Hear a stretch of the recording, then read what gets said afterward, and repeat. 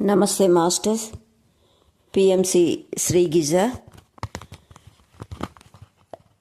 ఈరోజు రామకథ రసవాహిని భగవాన్ సత్యసాయి బాబా రాసిన రామాయణం గురించి మనం ఎన్నో విషయాలు తెలుసుకుంటాం. ఈరోజు మనం మొదలు పెడుతున్నాం. ప్రతిరోజు ఈ ఎపిసోడ్ వస్తూ ఉంటుంది. ప్రతి ఒక్కరూ వినడం, లైక్ చేయడం, షేర్ చేయడం మర్చిపోవద్దు. విని అందులో ఉన్న జ్ఞానాన్ని మనం తెలుసుకుందాం.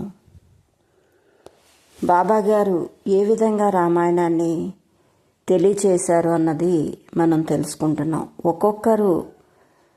ఒక్కొక్క యోగి పుంగవులు ఒక్కొక్క రకంగా తెలియచేస్తూ ఉంటారు రామాయణాన్ని. వాళ్ళకున్న జ్ఞాన పరిధిలో జ్ఞానాన్ని బట్టి తెలియచేస్తూ ఉంటారు.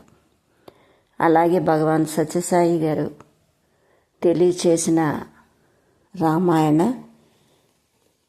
రామకథ రసవాహిని అన్న పేరుతో ఒక 2 బుక్స్ ఉన్నాయి. 2 బుక్స్ కూడా మనం కంప్లీట్ చేసుకుందాం. ఈరోజు మొదలు పెడుతున్నాం. ఓకే మాస్టర్స్, తెలుసుకుందాం. రామాయణం విశిష్టత. రామకథ సుధారసవాహిని. యుగాంతాల నుంచి ఈ కథ వేలాది పురుషులకు, స్త్రీలకు, బాలురకు దుఃఖ సమయాల్లో ఉపశాంతిని, చాంచల్యంలో స్థిరచిత్తమును, నిస్పృహలో ఉత్సాహాన్ని, సందిగ్ధ స్థితిలో మార్గనిర్దేశమును ప్రసాదిస్తుంది. ఇది ఉత్తేజకరమైన మహామానవ నాటకం. భగవంతుడు ప్రధాన పాత్రగా అవతరించి విశ్వ నాటక రంగం నటించినారు. ఈ నాటకంలో నరులు, వానరులు, జంతువులు, రాక్షసులు, పవిత్రులు, అపవిత్రులు, భూమికలు ధరించినారు. ఈ నాటకంలో తన సందేశం ద్వారా, ఆచరణ ద్వారా ఆ దివ్య పురుషుడు మనకు ఉత్తమ వివేకం ప్రసాదించుచున్నాడు. ఈ కథ మానవ హృదయ వీణాతంత్రులను మీటి కరుణ, విషాదం, ఆనందం, ఆరాధన, పారవస్యం, శరణాగతి వంటి రసావేశాలు కలిగించి జంతుతత్వంతో, మానవత్వంలో నిగూఢంగా ఉన్న దివ్యత్వాన్ని వికసింపచేయగలరు. రామకథ లాలిపాటలు, జోలపాటలుగా, కథలుగా, గాథలుగా, నృత్యాలుగా, నాటకాలుగా, శిల్పాలుగా, చిత్రాలుగా, సంగీతంగా, కవిత్వంగా, ఉత్సవంగా, సంకేతంగా వివిధ రూపాల్లో ప్రవహించింది. అసంఖ్యాకులైన సాధకులకు, శోధకులకు ప్రాణ సమానంగా, ఆనంద నిదానంగా అలరాడుతున్నది. రామాయణంలోని పాత్రలు, ఆదర్శాలు గ్రహించి ఎందరో ఉద్ధరణ పొందినారు. ఉత్తమ సాహసమును, ఉన్నత ఫలసిద్ధిని రామాయణ పాత్రలో దర్శించినారు. ఉజ్వల నిదర్శనములైన ఆ పాత్రలను హింసా ప్రవృత్తి, దుష్టత్వము, గర్వమును, నీచత్వము దూరం చేసుకుని దారి చూపించగలవు. చంచల మనస్కులు స్థిర విశ్వాసమును, సహనశీలతను అలవరపరచగలదు. మానవులు తమ ఉన్నతాశయమాలను ప్రకటించుట కొరకు ఎన్నో భాషలను, మాండలిక నుడికారములను ఏర్పరచుకున్నారు. రామకథ వలన వాటికి అసాధారణమైన, అవ్యయమైన మాధుర్యం సమకూరింది. సాయి సంకల్పమై ఈ విశ్వమునకు, దాని పరిణామమునకు కారణభూతము. దేశకాలముల రంగభూమిపైన సాగుతున్న ఈ నాటకము దివ్యమూర్తియే ప్రణేత, సంచారకులు, నటన సూత్రధారి, ప్రేక్షకుడు, పరీక్షకుడు. ఈ మహా నాటక మండలికి ఈ వీరగాథను తానే స్వయంగా మనకు వినిపించుచున్నారు. ఆ దివ్యమూర్తి ఆయనే రామ పాత్రధారి. త్రేతాయుగమునందే సాయియే రామచంద్రుడై తమ కాలంలో పుట్టిన వారికి సన్మార్గం చూపించి ఉత్తేజపూరితులను చేసి సాంతన మొసగి సంస్కరించినారు. ఇప్పుడు సాయి రామ రూపధారిణిగా మహో ఉద్యమాన్ని నిర్వహించుచున్నారు. సనాతన సాయి పత్రికలో సుమారు 7 సంవత్సరాల పాటు ప్రతి నెల వరుసగా రామకథ రసవాహిని వెలువడి పాఠకుల ఆసక్తిని, ఆనందాన్ని రేకెత్తించింది. అవి చదువుతున్నప్పుడు పాఠకులకు సమకాలిక సంఘటనలు, అనుభవాలు చదువుతున్నట్టు, ప్రస్తుత కాలం క్లిష్ట సమస్యల్లో అవసరమైన పరిష్కారం ఆదేశిస్తున్నట్టు అనుభూతి కలుగుతున్నది. ఈ పుటలను చదువుతున్న సమయంలో ఆనాటి అయోధ్య రాముడు ఇప్పుడు మన కండ్ల ముందున్న సాయిరాముడు ఒక్కడే అనే అభిప్రాయం కలిగి ఆనందం అతిశయిస్తుంది. శాస్త్ర విజ్ఞానం ఈనాడు భూగోళంను ఒక చిన్న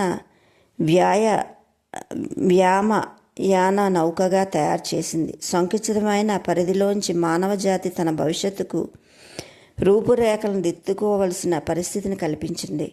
సాయితత్వము వ్యోమగామి నౌకను సుఖశాంతులను అలవాలమైన ప్రేమ మందిరంగా తీర్చిదిద్దుతున్నది. ఇటువంటి విశ్వప్రేమ వికాసమునకు అవరోధాలు కల్పిస్తున్న దుష్టశక్తుల నిర్మూలనానికి తరుణోపాయం చూపడానికి సాయి ప్రభువులు ఈ గ్రంథ రచనను సంకల్పించినారేమో. భయంకరమైన ఇంద్రియ సుఖలాలస తల్లిదండ్రులను, గురువులను, ఆధ్యాత్మిక మార్గదర్శకులైన సాధు పురుషులను,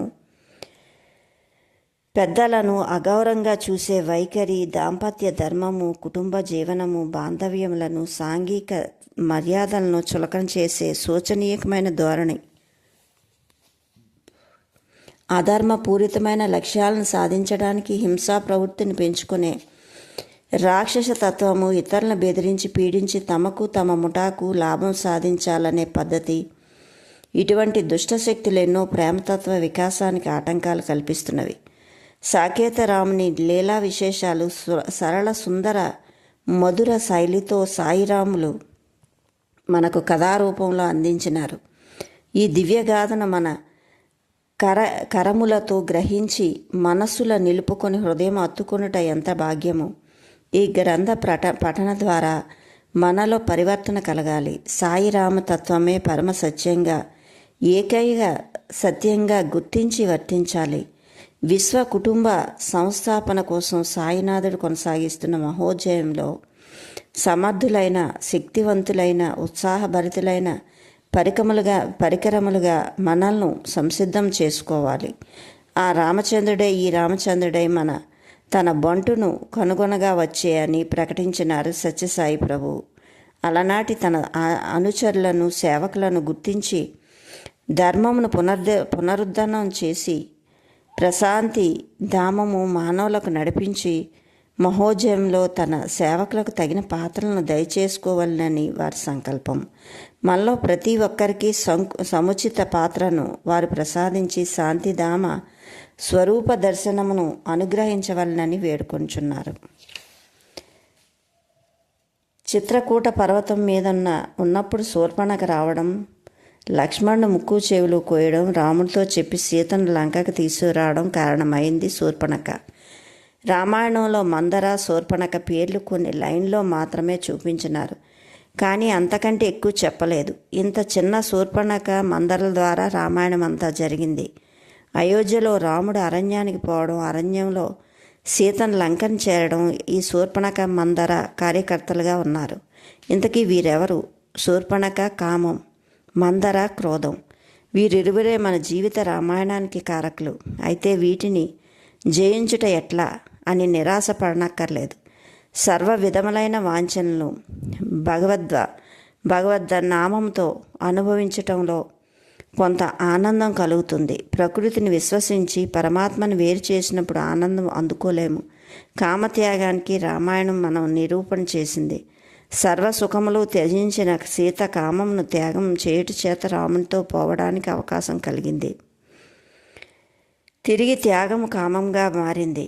మధ్యలో బంగారు లేడిపై కామం కలిగింది. అప్పుడు రాముడు దూరమైపోయినాడు. ఇట్టి పవిత్ర అంతర్ధానాన్ని బోధించింది రామాయణం. కానీ అది ఏదో ఫ్యామిలీ ఫైట్ కాదు. ఉపనిషత్తులు, రామాయణం, భాగవతాలు పవిత్రమైన అంతర్ధానాన్ని బోధిస్తున్నాయి. బాబా అంతర్ధానం గురించి తెలియచేశారు. ప్రతి దేహంలోని రాముడు అంతర్యామి, ప్రతి అంతరంగంలోని ఆనందధాముడు, ఆత్మారాముడు. అంతరంగ మందలి ఆనంద నుంచి ఎగసి వచ్చే రాముని చల్లని ఆశీస్సులు, శాంతి, సౌఖ్య పదములు మానవజాతిని అంతటను ఏకసూత్రంలో సంధింపజేయగల ప్రేమకు, ధర్మమునకు ఆయన మూర్తిభావం. రామాయణం 2 పాఠములు బోధించుచున్నవి. నిస్సంగత్వం ఎంతో విలువైంది. ప్రతి ప్రాణిలోని దివ్యత్వమును గుర్తించవలన బోధించుచున్నది. అయోధ్య నగరపు భోగభాగ్యములను విసర్జించుట చేత సీతాదేవి వనవాస కాలమున రాముని సన్నిధిని పొందగలిగినది. కాంచన మృగమును చూసి మోహంలో పడుట వలన ఆమె రాముని సన్నిధిని కోల్పోయినది. పరిత్యాగం వలన ఆనందము, మోహబంధం వలన దుఃఖమును ప్రాప్తించును. లోకమున జీవించినప్పటికీ లౌకిక జీవితం మునిగిపోరాదు. రాముని సోదరుడు, సహచరుడు అందరూ ధర్మమూర్తులే. దశరథుడు 10 ఇంద్రియములున్న భౌతిక కాయము. ఆయన 3 రాణులు సత్వ రజస్తమో గుణములు. ఆయన 4 కుమారులు చతుర్విధ పురుషార్థములు. లక్ష్మణుడు బుద్ధి, సుగ్రీవుడు వివేకము, వాలి దుఃఖము, హనుమంతుడు ధైర్యము. భ్రాంతి అనే సాగరం చేత సేతుబంధనము జరిగినది. రావణుడు రజస్సు, కుంభకర్ణుడు తమస్సు, విభీషణుడు సత్వగుణము. జీవితానుభవం గల అగ్ని పరీక్షల్లో సేకరించుకోవలసిన బ్రహ్మజ్ఞానం సీత. రాముని వైభవను భావన చేసి హృదయంలో నిర్మలముగాను శక్తివంతముగాను దిద్దుకొనవలను. రాముడే ప్రాణధారణమైన సత్యమని స్థిర విశ్వాసమును పెంచు అని బాబావారు తెలియచేశారు. శ్రీరామ తత్వం గురించి మనం ఈరోజు తెలుసుకుందాం. రామనామము వేద సారము, రామచరితము పాల సముద్రము. నాడు మొదలు నేటి వరకు ఏ ఇతర దేశములందు కానీ ఏ ఇతర భాషలందు కానీ ఇంతటి మహాకావ్యం పుట్టలేదనియే చెప్పవచ్చు. అన్ని దేశములకు అన్ని భాషలకు అంతర్వాహినిగా ఆధారమై నిలిచిన ఈ ప్రధాన కావ్యము భారతీయుల భాగ్యమా అన్నట్లు హిందువుల ఇలవేల్పై ఇంటి పేరనో వంటి పేరనో ఈ రామరసమును గురోలని భారతీయుడు లేడనియే చెప్పవచ్చు.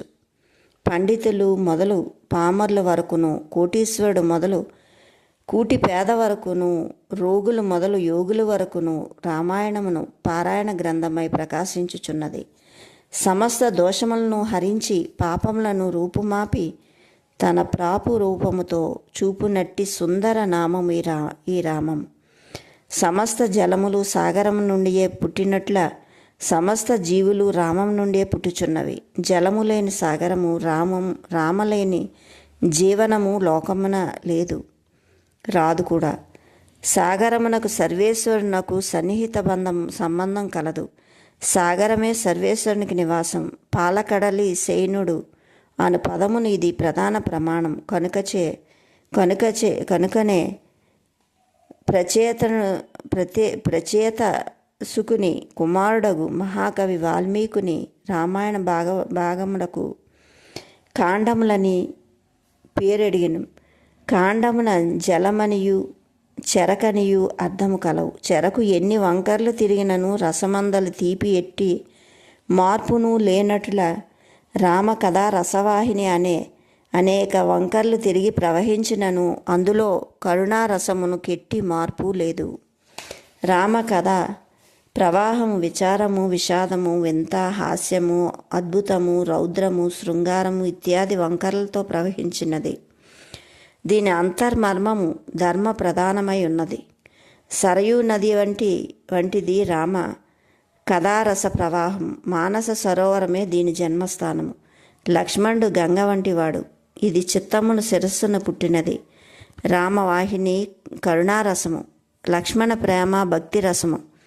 సరయూ నది గంగలో చేరినట్ల కరుణారసము భక్తి రసము లీనమగును. రాముడు లక్ష్మణునితో ఏకత్వమైనాడు. కరుణా ప్రేమల మిళితమై రాముని అభిమతం. అదే భారతీయుల మతము, భక్తుల వ్రతము. జీవుల పురుషార్థము సగం సత్యం మాత్రమే. అందుకు దైవ కరుణ కటాక్షమును మరి సగము సత్యము చేరినప్పుడే పూర్ణత్వం కాగలదు. మానవత్వము పురుషార్థముతో పాటు దైవానుగ్రహం కూడా అందుకొనుటకు తగిన ప్రయత్నములు జరపవలను. ఆవలిగట్టుగా చేరుటకు ఇది ఆధారమైన సేతువు. రామాయణమును అవతార లక్ష్యంతో పారాయణం చేయవలనే కానీ సామాన్య మానవుల జీవిత లక్ష్యంగా చేయరాదు. రామ ఆదర్శమును మాత్రము ఆచరణయందుంచుటకు తగిన కృషి సల్పవలను. భగవంతుడు సర్వజ్ఞుడు, సర్వవ్యాపకుడు, సర్వసంపన్నుడు. అట్టివాని ఆటలు కానీ మాటలు కానీ సామాన్యాలు కావు. జీవితోద్ధరణకు తగిన బాటయే అతని వాకూట. రాముడు ఒక సూర్య వంశోద్ధారకుడని కానీ లేక అయోధ్య పరిపాలకుడు దశరథ దశరథ చక్రవర్తి కుమారుడని కానీ చూడరాదు. అట్టి సంబంధములు నిమిత్త మాత్రములు. నేటి పాఠకులు పవిత్ర చరిత్రను పఠించువేళ వ్యక్తి యొక్క సంబంధమునకు మాత్రమే లక్ష్యమునకు చేర్చుటకు పరిపాటైన ఒక పెద్ద పొరపాటు. ఎట్లనగా రాముడు తండ్రికి 2 భార్యలు, మొదటి భార్య ఇట్టిది, రెండవ భార్య ఇట్టిది, ఆమె చెలికత్తెలు ఇట్టి వికారాలు, ఇట్టి అకారాలు, దశరథుడు చేసిన యుద్ధములు ఇట్టివి అట్టివి అని లోకాభిరామాయణాలనే లోనికి చేర్చుటం చేత పాఠకుల ప్రధాన అంశం పట్టుపడడం లేదు. వ్యర్థపు విషయాలని వీడి సార్థకత మార్గమును వెతుకుటయే ఈ చరిత్ర యొక్క పవిత్ర లక్ష్యమని తెలుసుకొనవలను. ఈ పావిత్రము చరిత్రలోని అంతర్ప్రవాహము. అది వెదికినా చిక్కును, కానీ పై చూపులకు కనిపించదు. భక్తి శ్రద్ధలను, అద్దములను, మనోనేత్రములను ధరించి పరిశీలించిన శుద్ధమైన జ్ఞానము సిద్ధించును. పిప్పిని తిప్పికొట్టి చెరుకునందలి రసమును మానవులు జుట్టు కొనునటుల పుష్పము యొక్క అందచందములు చూడక తుమ్మెద అందరి మధువునే గ్రోలినటుల అగ్ని ప్రమాదమును యోచించక ప్రకాశమనే ఆకర్షించి మిడత దీపమును చేరినట్ల సాధకుడు ఈ కావ్యమునందలి కరుణారసమునే లక్ష్యమందుంచుకొని మిగిలిన విషయములు విసర్జించవలెను. ఫలమునందలి విత్తనములు తోలి పిప్పి వేరుచేసి రసమనే అందుకొనుటకు లోక సామాన్యం. తోలు పిప్పి విత్తనము లేక ఫలముండజాలదు. ఫలమునకు పైకమిచ్చినది ఇచ్చితిమి కదాయని పైతోలు ఎట్టివారును భుజించరు. ఫలమునకు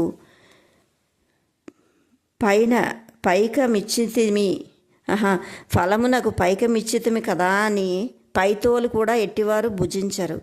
విత్తనమును మింగి జీర్ణించుకోలేరు. అటులనే రామ ఫలమునందు రాక్షస చరిత్రను అను తోలును, దానవ ప్రవర్తన అను విత్తనములను, లౌకిక విషయములను పిప్పి పొరలు తెరలు అరలుగా అందులో కూడి ఉండును. కరుణారసమనే ఆశించి వారి పై వ్యర్థపు విషయ రసములను మనసును చేర్చక చరిత్రమును పఠించుట ఉత్తమ శ్రవణం. ఒకానొక సమయమున పరీక్షిత్ మహారాజు సుకునకు నమస్కరించి, స్వామి, చాలా కాలం నుండి నన్నొక సంశయం పీడించుచున్నది. దాన్ని తమరు తప్ప అన్యులు తీర్చలేరని నాకు తెలియను. తమరు వేరుగా తలంచక ఈ దాసుని సంశయం నిర్మూలముగా గావించుము. అది ఏమనగా, నేను మా వంశీయుల్లో ప్రప్రథమ నాయకుడైన మనువు మొదలు నేటి మా తాత తండ్రుల చరిత్రల వరకు వింటిని పఠించిని. ఎవరి చరిత్రలందు చూచినను ఏదో ఒక మహర్షి రాజులను ఆశ్రయించి ఇండుటను, మహాజ్ఞాన వృద్ధులైన పండితులు రాజాజ్ఞలో వారల దర్బారులలో కూడా కూడి ఇండుటయును చేరియుండును. సర్వసంగ పరిత్యాగులైన ఋషులను, లోకంలో మిథ్య బ్రహ్మ సత్యమని గుర్తించిన పండితులను రాజులను ఆశ్రయించి ఇండుటలో గల అంతర్ధ్యానం ఏమిటి? ఆ కారణము లేని కార్యము పెద్దలు చరించరు. కాన ఈ సంశయం తీర్చి నన్ను ధన్యుణ్ణి గావింపమనగా శకునులు నవ్వి, రాజా, సరియైన ప్రశ్నను గావించితివి, వినుము. మహానీయులైన ఋషులు, పవిత్రులైన పండితులు, నిజమైన లోకపాలకులు తాము గ్రహించిన సత్యములను ఆచరించిన పవిత్ర కర్మలను అందుకొన్న దివ్య దైవానుగ్రహంతో మానవులకు అందించిన లోక సుఖశాంతులను చేకూర్చవలను. వాంఛలతో పరిపాలనా దక్షుడగు రాజుల చెంత చేరి రాజులకిట్టి ఉత్తమ మార్గముల చిత్తములందు చేర్చి శాసన రీతిగా జనరంజకమగు ధర్మకర్తలను నియమించుచుండెరి. ఆనాటి రాజులే మహారుషులను ఆహ్వానించి పండితులను పిలిపించి రాజనీతి తెలుసుకొని దానికి తగినట్టు శాసనములు నియమించేవారు.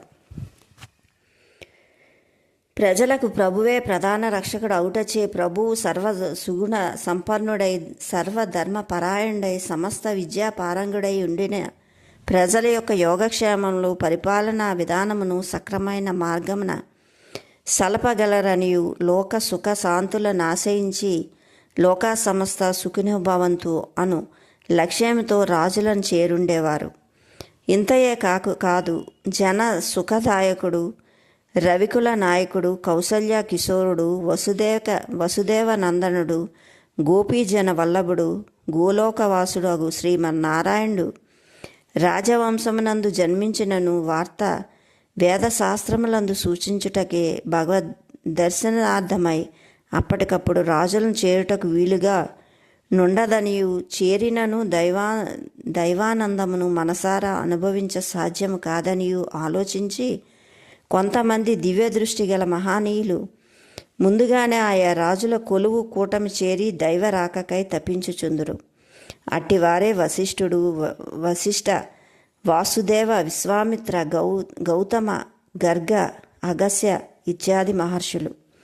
వీరలకేమి కొదుగా త్యాగులు విరాగులు అయిన ఈ ఋషులు రాజుల చెంత చేరి వ్యర్థ ప్రసంగములు గావించుటకై రాజు కొలువు కూటములు చేరలేదు, లేదా వారి కానుకలు అందుకున్నటకు కానీ వారందించిన తలబారపు బిరుదులను తగిలించుకున్నటకు కానీ ప్రభువుల దగ్గరకు చేరలేదు.